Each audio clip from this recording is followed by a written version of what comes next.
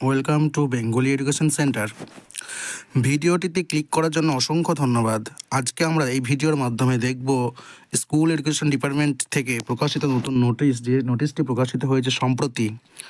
Special educator অথবা special শিক্ষকতার জন্য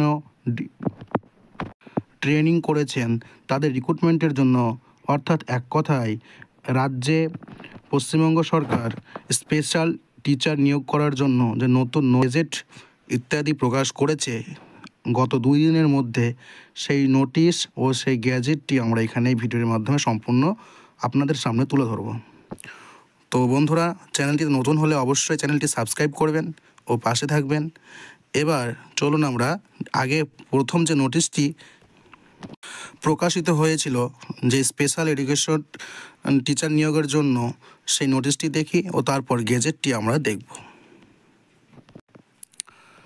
স্ক্রিনে আপনাদের সামনে এখন রয়েছে school education of department, elementary education branch, Bikash Bhavan, Salt Lake, Kolkata 7,91,000।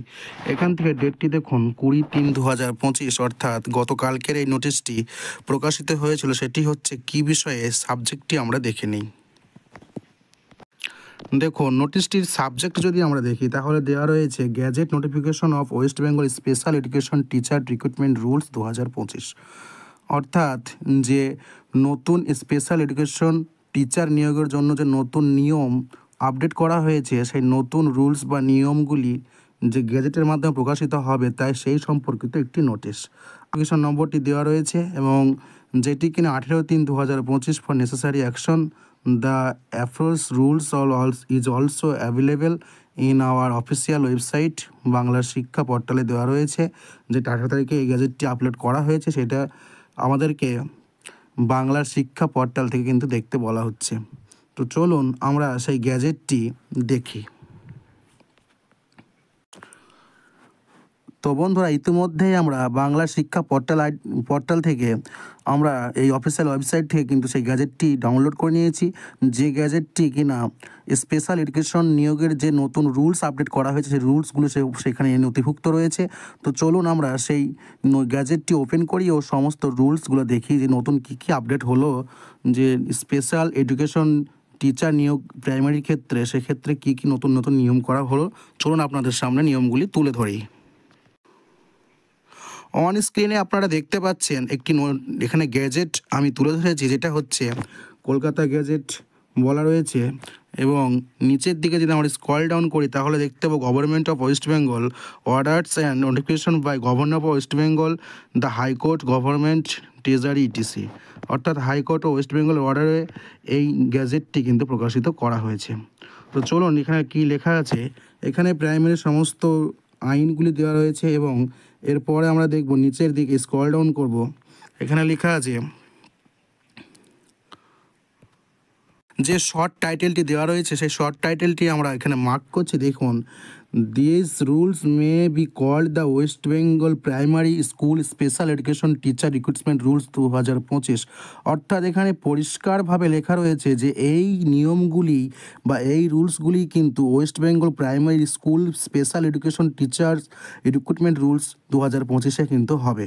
অর্থাৎ যে স্পেশাল এডুকেশন টিচার নিয়োগ করা হয়, সেই রুলস কিন্তু এই গ্যাজেটের মাধ্যমে প্রকাশ করা হয়েছে।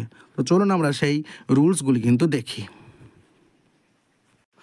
তো এখানে দেখুন, এখানে কিন্তু বলা রয়েছে দ্য সিলেকশন কমিটি অফ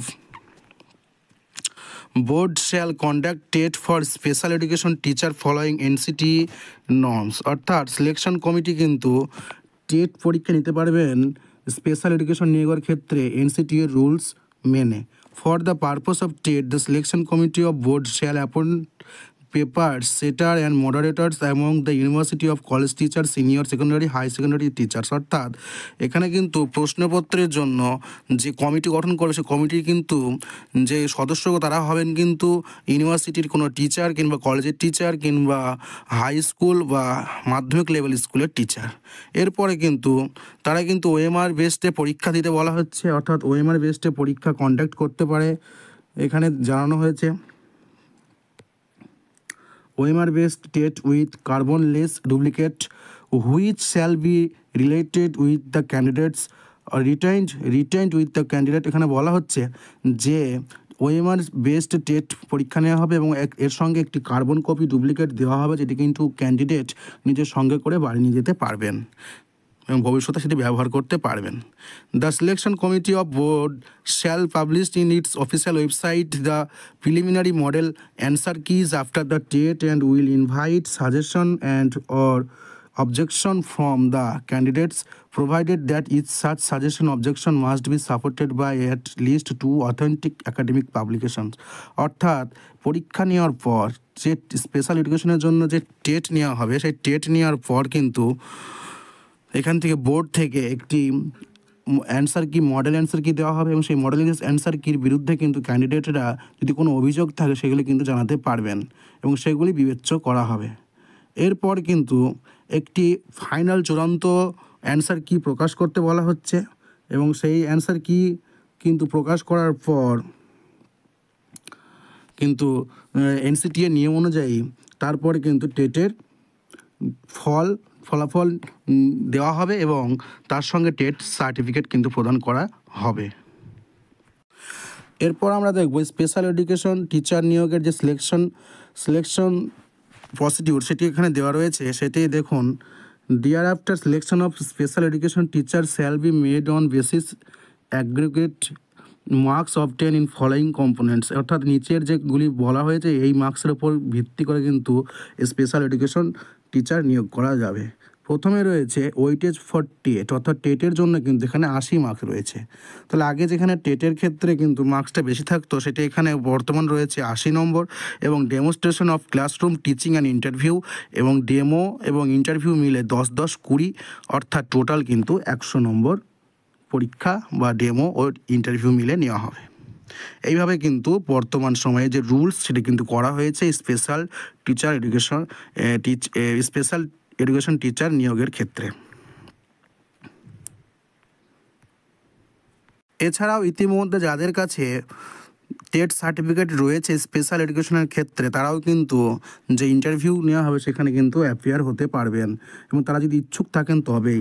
এরপর কিন্তু প্রত্যেক ব্যক্তি ক্যান্ডিডেটকে ডাকা হবে তার ডকুমেন্ট ভেরিফাইয়ের জন্য। ডকুমেন্ট ভেরিফাই যদি সব ঠিকঠাক তাহলে তারা এগিয়ে যাবে এবং যদি ডকুমেন্টে যদি কোনো ভুল থাকে তাহলে কিন্তু সেখান থেকে তার নামটি বাদ দেওয়া হবে। ইত্যাদি রুলসগুলো কিন্তু এই গ্যাজেটে উল্লেখ করা হয়েছে।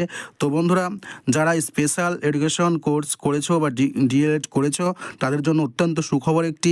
বর্তমান সময়ে কিন্তু এই যে গ্যাজেটটি প্রকাশিত হয়েছে, পরবর্তীকালে কিছুদিনের মধ্যে হয়তো নতুন ভ্যাকেন্সি আসতে চলেছে।